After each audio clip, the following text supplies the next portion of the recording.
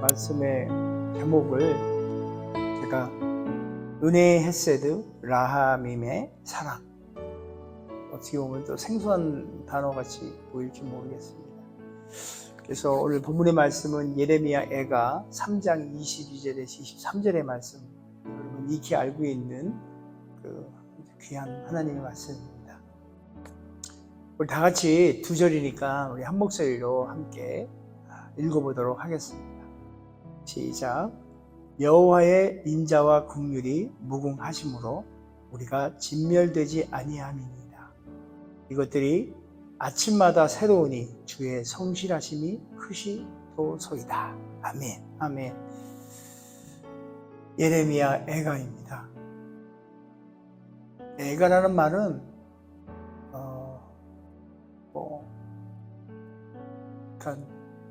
슬픔이 가득 찬 그다음에 시예요. 예레미야가 슬픔이 가득 찬 그 시를 이렇게 말씀으로 대연한 건데요. 시대적으로 보면 BC 568년경, BC 586년경에 586년경에 바벨론에 의해서 남유다가 멸망을 합니다. 그래서 이스라엘은 이제 성벽이 무너지고 성전이 무너지고 가장 중요한 예배가 폐하게 되고, 그리고 왕과 또 지도자들이 이렇게 다 포로로 끌려가고, 백성들이 능욕을 당하고 여자와 어린아이들은 또 치욕을 당하고, 황폐함은 끝이 없고, 이러한 형벌이 언제 끝날지도 모르는 최악의 그 상황이었어요. 하나님께서 택한 백성 이스라엘 민족, 그리고 하나님으로부터 등을 돌렸던 이들의 극심한 그런 고통, 한복판에 하나님을 향한 어떤 한 사람의 애절한 고백을 오늘 우리가 함께 나누게 합니다. 예레미야 애가입니다. 하나님의 인자와 긍휼이 무궁하다고 합니다. 하나님의 성실하심이 너무도 크다고 합니다.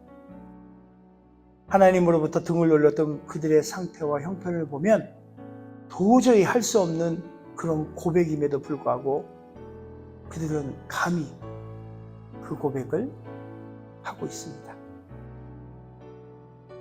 만일에 그들이 그저 그냥 그들이 처한 상황만을 계속 보았다면, 그들이 당하고 있는 고통에만 집중했다면, 그 끝도 보이지 않는 그 긴 시간들이 그냥 지나가기만을 기다렸다면 그들은 결코 이렇게 오늘 예레미야 애가의 그 고백처럼 나올 수가 없었던 것 같아요.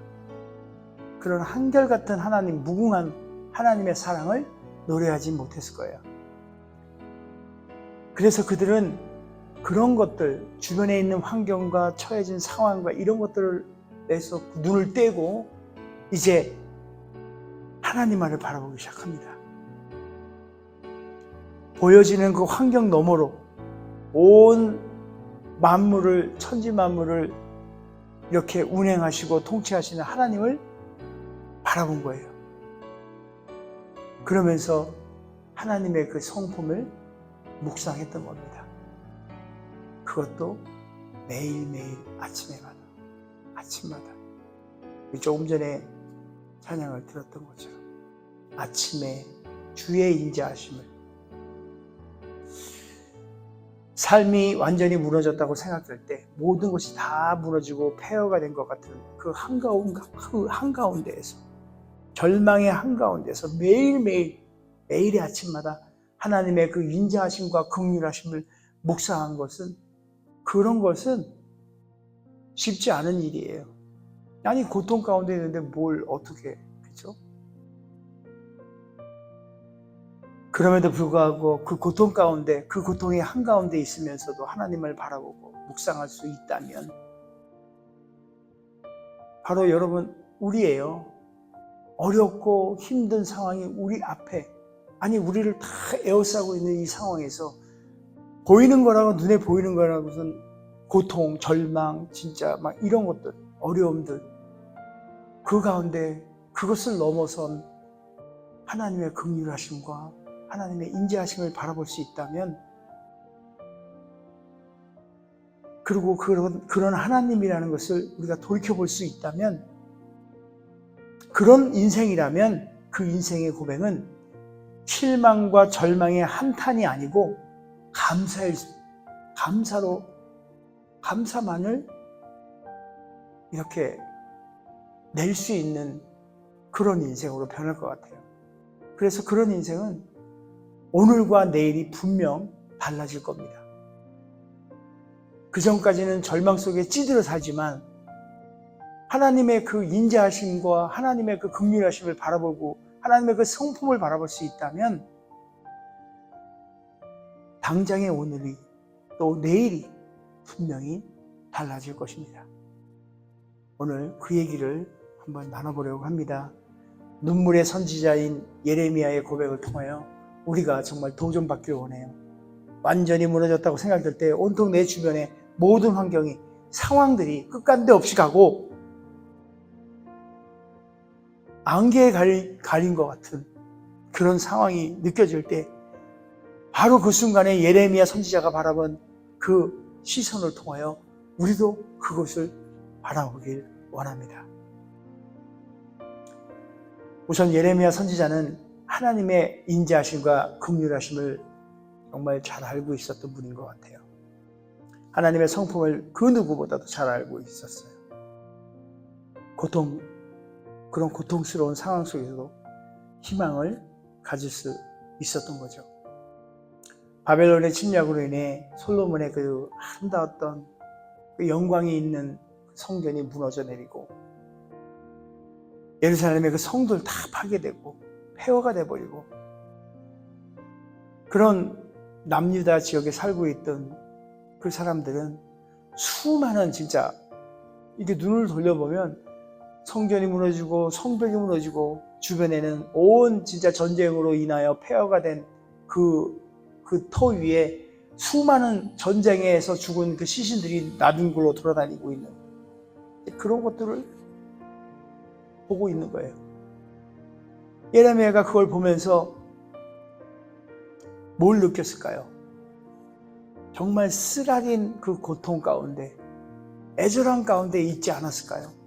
완전한 절망 가운데 아마 서 있었을 것 같아요. 그야말로 눈물이 앞을 가리고 가슴이 저미도록 아프고 여기저기서 신음소리와 탄식소리와 정말 이런 것들이 끊이지 않고 이런 걸 볼 때 진짜 누가 보아도 이제 이스라엘은 망했다. 이스라엘은 하나님께로부터 버림받았다. 누가 봐도 그런 형국이었던 것 같아요. 아무런 소망도 꿈도 없었던 그런 상황에서 예레미야 선지자는 그런 아무런 현실만을 바라보고 그냥 거기에 매이지 않고 이제 그가 눈을 들어 이렇게 하나님의 인자하심과 긍휼을, 하나님의 그 자비하심을 바라보는 거예요. 그리고 하나님을 깊이 묵상하면서 그의 마음에 한 줄기의 그 희망의 빛이 들어옵니다. 저는 그렇게 생각해요. 우리의 현실이 어찌 보면요, 순간순간의 그 쾌락들이 아니라 전반적인 어떤 내 상황을 보면 정말 욕심껏 보게 되면 절망이에요. 힘든 그런 상황들뿐이 안 보여요. 근데 어떤 이는 그 힘든 상황을 붙잡고선 전전긍긍합니다. 또 어떤 이는 정말 믿음으로 그것을 넘어선 예레미야의 고백처럼 긍휼하시고 자비로우시고 그 사랑에 넘치는 하나님의 도우심을 바라보는 분들이 있어요. 오늘 저와 여러분이 그런 시각을 갖게 되기를 원합니다. 아무리 어려운 환경, 아무리 고달픈 상황이라도 그것들을 오늘 우리가 보고 있는 것은 그래요. 이스라엘 백성들, 남유다의 사람들이 하나님 앞에 등을 돌려요. 죄를 짓게 되고, 그럼에도 불구하고 하나님은 그들을 정말 버리지는 않으세요. 예레미야 선지자를 보내어서 그들에게 회개케 하는 거예요. 이사야 선지자가 이런 고백을 합니다. 이사야서 1장 18절의 말씀에 이렇게 되어 있어요. 너희 죄가 주홍 같을지라도 눈과 같이 휘어질 것이요 진홍같이 붉을지라도 양털같이 되리라. 이 하나님의 약속이에요. 하나님 앞에 회개하고 나면 우리의 죄를 용서하시는 정말 그야말로 자비로우신 하나님을 예레미야 선지자는 바라본 거예요. 오늘 우리가 봐야 될 그거예요. 오늘 본문의 예레미야 애가 3장 22절, 23절 말씀을 다시 한번 볼게요. 여호와의 인자와 긍휼이 무궁하심으로. 무궁하다는 말이 뭐예요? 정말 끝이 없다는 거예요. 우리가 진멸되지 아니한. 그러니까 우리가 망하지 않는 거예요. 여호와 하나님의 그 인자하심과 긍휼로 인하여 우리가 진멸되지 아니하리라. 그리고 그 인자함과 긍휼이 아침마다 매일매일 every in the morning 매일 아침마다 새롭다는 거예요. 변함없는 그 인자와 긍휼이 성실함으로 매일 아침마다 있다는 거예요. 온통 암흑과 같은 절망의 어두움에 그 가운데 그것을 뚫고 한 줄기의 희망, 하나님의 인자하심과 그 긍휼을 그 빛을 바라보는 거죠. 그것도 매일매일 아침마다 하나님을 묵상하며 그 희망의 빛을 바라본 것이에요. 가능하시다면 지금 오늘 이 본문의 말씀 여러분 암송하시기 바랍니다. 말씀을 우리가 기억하고 말씀을 알고 있다는 것은요, 더러는 우리가 인생을 살면서 어떠한 상황에도 이걸 우리가 암송하고 있으면 그것들이 우리 생활 속에서 나타나요. 힘든 과정과 역경 속에서 그 상황만을 바라보지 않고 그 뒤 넘어 있는 하나님을 바라볼 수 있는 그 원동력은 말씀으로부터 오기 때문에 가능하시다면 이 말씀을 묵상하고 외우시면 좋을 것 같아요. 여호와의 인자와 긍휼이 무궁하심으로 우리가 진멸되지 아니하리라. 이것이 매일매일 아침마다 새로우니 주의 성실함이 크도다. 이렇게 우리가 암송하면 좋을 것 같아요.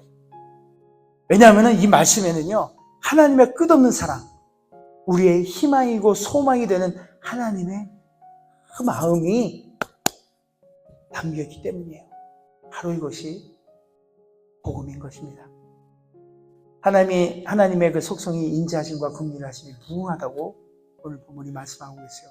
인자하다는 말을 다른 말로 자비하다 이렇게 하잖아요. 한글 성경제가 다른 걸 보니까 자비라고 또 표현이 되어 있더라고요.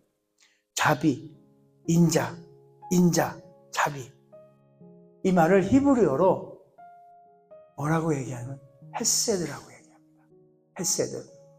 이 헤세드의 뜻을 살펴보면요, 친절함, 자비함, 충성됨 이런 의미들을 갖고 있어요. 충성되고 한결같고 확고하고 애정 어린 친절을 담은 인자함을 말하는 단어가 헤세드예요. 예를 들자면 헤세드 이 말은 마땅히 징벌을 받아야 되는 자에게 벌을 면해주는 그러한 것을 헤세드다 이렇게 얘기를 합니다. 이 히브리 말은 참 재밌어요. 가지고 있는 어떤 우리나라 말은 굉장히 직관적이에요. 한 말, 한 단어마다. 근데 이렇게 히브리 말 같은 경우는 또 다른 의미들을 많이 내포하고 있는 것 같아요. 그래서 헤세드, 친절한, 애정이 가득 담긴 친절한, 충성됨, 변하지 않는 것들, 이런 것들이 담겨 있어요. 어떤 아버지가 있어요. 근데 이 아버지는 자기가 굉장히 귀중하게 여기는 그 도자기가 하나 있어요. 얼마 전에 제가 기억은 안 나는데 인터넷으로 짤 영상 같은 거 이렇게 여러 편의 드라마를 이렇게 함축해서 몇 분짜리로 만든 드라마를 보니까 대충 내용이 좀 영화니까요, 드라마니까 소설 같은 얘기예요. 하여튼 어떤 한 청년이 또 다른 같은 인생을 또 살게 되는 거예요. 그런 류의 드라마들이 요즘 많이 있는 것 같아요, 여기저기 보니까. 근데 거기에 첫 장면에 보면 그 아이가 고려 백자인가요? 청자인가요? 하는 걸 깨트려요. 그 장면이 나오고 그 아이가 되게 막 무서워하는 그런 장면이 나와요. 이제 그런 걸 볼 때 그 아버지가 굉장히 그 귀하게 여기는 도자기인데 아이가 그거를 실수로 깨버리는 거예요. 누구도 손도 못 대고 터치도 못하는 그런 아주 귀한 도자기인데, 그러고 나서 아버지가 저녁에 이렇게 퇴근해서 집에 오는데 아이는 그 순간 깨고 아버지가 돌아올 때까지 그 시간이 뭐 출근했다가 하니까 뭐 8시간이라고 치면 그 아이에게는 지옥 같은 시간이에요. 아버지에 대한 두려움, 평상시에도 얼마나 아끼고 있는 걸 진짜 아이가 알아요. 그러면서 이거 어떡하지? 아버지가 혹시나 집에서 내쫓는 거 아니야? 내가 더 이상 이 집에 못 사는 거 아니야? 내가 어떻게 좀 이거 좀 다시 붙일 수는 없을까? 이렇게 막 온갖 고민을 다 하고 애가 막 벌벌벌 떨고 있어요. 근데 제 기억에도 저도 그런 기억이 있어요. 집에 뭔가 일을 저지르고 나서 엄마한테 혼날까봐 집에 불 지르고 도망 나갔어요. 아예 그냥 이왕 이렇게 된 거. 아마 제가 그랬던 것 같아요. 그래서 길도 잊어먹고 막 이래가지고 하여튼 복잡한 일이 있게 했는데, 아무튼 그 얘기가 중요한 건 아니고요. 그렇게 그 아이가 아버지에게 받을 그 벌을, 그걸 때문에 너무너무 불안해하고 떨고 있는 거예요. 그래서 이제 급기야는 아버지가 퇴근하고 딱 돌아오니까 도자기가 깨져 있는 거예요. 그리고 듣는 거죠. 저 아이가 했다고. 그걸 알게 된 거죠. 그러니까 아버지가 이제 그 아이를 불러요. 불러가지고. 그러니까 애는 이제 완전히 경직됐죠. 이제 혼나는구나, 이제다가 이제. 그런데 말이에요. 아버지가 아이를 흡석 안으면서 다친 데는 없냐? 이 한마디 하는 거예요. 이 한마디.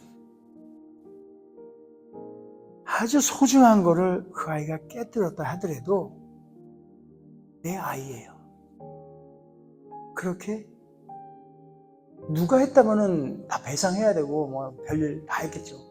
그러나 내 아이예요. 내 사랑하는 아이예요. 바로 그 아이의 안위를 먼저 물어보는 게 그 아버지의 마음인 거예요. 그런 친절한 사랑이 있기 때문에 그것이 바로 헤세드예요. 우리가 지금 미국에 살고 있잖아요. 제가 한국에 살 때하고 이 미국에 살 때하고 좀 많은 다른 것들을 보는데, 예를 들어서 우리 한국에서 이제 뭐 예를 들어서 이렇게 하다가 도자기는 뭐 우리 집엔 도자기가 없으니까 접시 하나를 깨트리면요, 그래요. 야, 그거 하나 깨뜨려서 집안이 박살나게 했냐? 다 때려 부셔라. 이게 우리 한국 부모들이 먼저 하는 말이잖아요. 근데 미국에 보니까 미국 부모들은 그렇지 않더라고. 제일 먼저 하는 게 Are you okay? 먼저 뭐 다친 데 없냐? 이거 먼저 물어보잖아요. 그러고선 애가 괜찮다고 그러면 그제서야 주변을 살펴요. 어디 뭐 더 위험한 건 없나? 애 때문에. 그러면 한마디 곁들이죠. 애가 더 놀라운 가슴을 쓰다듬으면서 I love you. 네가 이거 다 때려 부셔도 야, 이래서 집안 때려 부시겠어? 이게 아니라 괜찮아. 너만 괜찮으면 돼. 그리고 I love you. 네가 이렇게 해도 나는 너를 사랑한다. 이런 마음. 조금 뭐 제가 한국과 미국을 이렇게 비교하자는 건 아닌데요. 그런 사랑의 마음. 이것이 헤세드예요. 친절한 사랑이라고 표현할 수 있어요. 사랑이 뭐 사랑의 매도 있잖아요. 근데 저는 그 사랑의 매를 어찌 보면은 한편으로는 그렇게 별로 친절해 보이진 않아요. 이런 어떤 보듬어 줄 수 있는 그 사랑이 좀 친절하지 않을까 이런 생각을 해봅니다. 아무튼 헤세드 감이 오죠, 그죠? 친절한 사랑. 그래서 우리 모두는 하나님의 그 은혜의 헤세드, 오늘 말씀에 제목이에요. 은혜의 햇살을, 그 친절한 사랑을 받은 사람이에요. 죄로 인해서 우리가 마땅히 정말 징벌을 받아야 할 우리예요. 그렇지만 은혜의 햇살으로 말미암아 하나님의 그 인자하시고 자비로우심으로 우리의 죄는 용서함을 정말 값없이 얻게 되었던 거예요. 어쩌보면은 진짜 엄밀히 얘기하면 우리는 정말 이렇게 우리 죄로 인해서 하나님의 그 심판과 징벌에 벗어날 수 없고 망했어도 진작에 망해버려야 될 우리인지도 몰라요. 그러나 하나님의 그 무궁하신 그 인자하심과 무궁하신 그 자비하심과 무궁하신 그 긍휼하심으로 오늘날 우리가 이렇게 살고 있는 것 같습니다. 오늘도 끊임없이 우리는 죄를 짓고 죄 가운데 살고 있지만 하나님께서는 오늘도 우리의 그 수많은 죄들을 은혜의 햇새들어 용서해주고 계십니다. 정말 감사한 일이죠, 그죠? 그것만 봐도 우리의 주변의 환경들이 글쎄 깨져 있는 도자기고 깨져 있는 접시고 그것을 볼 일이 아니에요. 자, 그리고 이어서 예레미야 선지자는 또 다른 하나님의 품성을 말씀하고 계세요. 이 헷세드 말고 긍휼이라는 거. 긍휼. 그러니까 긍휼이라는 게 이제 불쌍하게 여기는 마음인데요. 하나님께서 죄인들을, 그러니까 저와 여러분들 불쌍히 여기신다는 말이에요. 우리를 불쌍히 여기시는 하나님께서는 세상의 모든 죄인들이 그 죄로 말미암아 우리가 영원한 사망에 이르는 것을 원치 않으세요. 그분의 그런 마음, 그 긍휼한 마음이 진짜 하나님의 마음이고요. 그래서 그 긍휼한 마음으로 인하여 하나님께서는 모두가, 세상에 있는 모든 죄인들이 그 죄들을 회개하고 주님께 돌아오기를 고대하시는 거예요. 에스겔서 18장 23절에요. 주님이 이렇게 말씀하십니다. 나 주 여호와가 말하노라. 내가 어찌 악인의 죽는 것을 조금인들 기뻐하랴. 그러니까 죄인들이 사망으로 치닫고 정말 죽음 가운데 있기를 기뻐하지 않는다는 얘기잖아요. 그래서 그가 돌이켜 회개하고 그 죄인의 그 길에서 떠나서 사는 것을, 그 길에서 떠나 사는 것을 어찌 내가 기뻐하지 않겠냐. 하나님이 기뻐하는 것은 우리가 죄 가운데에서 벗어나 그 길을 떠나, 정말 그 길을 떠나 하나님의 그 길로 향하는 것이 하나님이 기뻐하는 일이라는 거죠. 히브리어로 긍휼이라는 단어는 라하민입니다. 라하민. 영어로는 멀스라고 표현할 수 있겠는데요.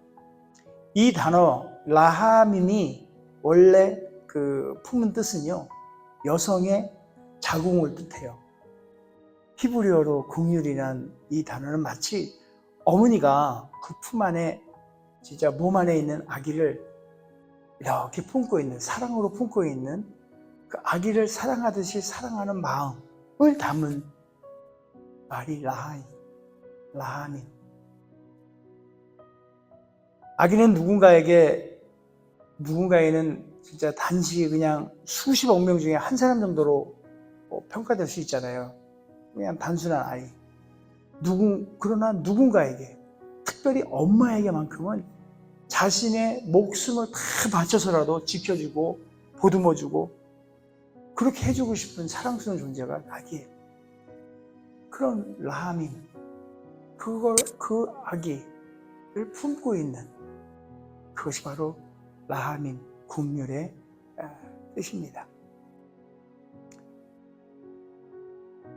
하나님이 바로 이 긍휼의 하나님이라는 거예요. 하나님은 우리가 죄로 인해 죽을 것을 그냥 그대로 이렇게 바라보는 것이 아니라 바라볼 수가 없는 거예요. 너무너무 사랑해서. 그래서 하나님은 우리가 알다시피 독생자 예수 그리스도를 보내주셔서 진짜 십자가에서 대신 돌아가시게 하셨어요. 우리 죄를 위해서. 그리고 우리는 성경을 통해서 우리가 또 다른 걸 알고 있는데, 그게 뭐냐면 예수 그리스도 자신이 곧 하나님이심을 알고 있습니다. 삼위일체 하나님. 천지 만물을 지으시고 정말 그분의 형상대로 우리를 지으신 하나님. 우리가 잘 알고 있는 요한복음 3장 16절 말씀. 하나님이 세상을 이처럼 사랑하사 독생자 예수를 독생자 주셨으니, 알잖아요. 그죠? 우리가 그 말씀. 저를 믿는 자마다 우리가 죽는 걸 원치 않는 거예요. 그렇기 때문에 독생자이신 예수 그리스도를 내어주셨다는 거예요. 부모가 사랑하는 자녀를 위해서 자기 목숨을 내어주세요. 하나님은 죄인들을 사랑하셔서 자기의 생명을 저 십자가에 내려놓으신 거예요. 하나님의 그 긍휼히 여기신, 불쌍히 여기신 죄인들을 절대 포기하지 않으시는 라하밈의 그 사랑, 그것이 바로 하나님의 성품이기도 한 겁니다. 다시 한번 오늘의 본문의 그 기록을 보겠습니다. 여호와의 인자, 헤세드와 긍휼, 라하밈이 무궁하심으로 우리가 진멸되지 아니합니다. 이것이 아침마다 새로우시니 주의 성실이 크도소이다. 하나님의 정말 인자, 자비와 긍휼함은 다함이 없습니다. 영원합니다. 매일 아침마다 새롭게 주님의 사랑과 은혜가 우리 삶에 주어집니다. 아침에 눈을 뜰 때마다 매일같이 그 은혜가 주어져요. 어제 죄를 짓고 산 사람도 오늘 다시 주님께 돌아온다면, 회개하고 돌아온다면 그 기회가 주어지잖아요. 죄인들을 끝까지 사랑하시는, 포기하지 않으시는 사랑이신 그 하나님, 바로 그 복음이신 하나님. 하나님 언제나, 어제나 오늘이나 언제나 동일하신 그 하나님. 주님은 절대로 택하신 자녀들을 버리지 않으십니다. 떠나지도 않으시고 고아와 같이 홀로 내버려 두시지도 않으시고, 그 놀라운 그 사랑, 우리가 그 사랑을 입은 자들입니다. 그래서 어찌 보면요, 우리가 하나님의 성품을 담는다는 것은 결국 헤세드, 라하밈, 이것들을 정말 닮아서 그것을 또 다르게 그분의 사랑을 전하는 것이 어찌 보면 우리의 삶의 목적이라고 할까요? 이렇게 되지 않을까 싶습니다.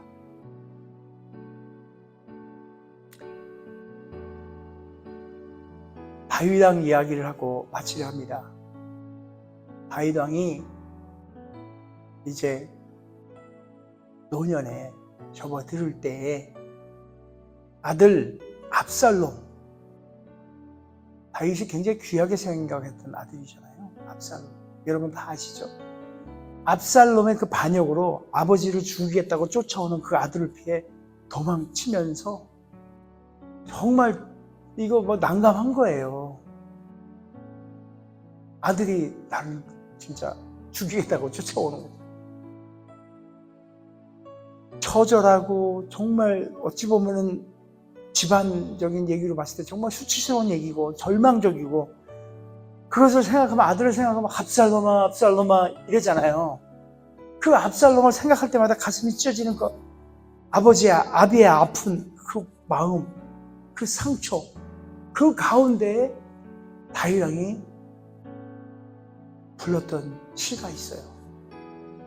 우리가 잘 아는 시편 23편이에요. 그 중에 6절의 말씀을 볼게요. 내 평생의 선하심과 인자하심이 반드시 나를 따르니 내가 여호와의 집에 영원히 살리로다. 끝간없는 이 정말 암흑과 같은 이 난감한 상황에서 내가 사랑하는 그 아들이 나를 죽이겠다고 쳐들어오는 그 상황에서 다윗 왕은 하나님의 그 인자하심을 바라봅니다. 그 궁전을 떠나면서 위대했던 그 다윗의 그 고백, 그 상황에서 인자하심을, 하나님의 그 인자하심을 바라보는 그 고백이 저와 여러분의 날마다의 고백이 되었으면 좋겠어요.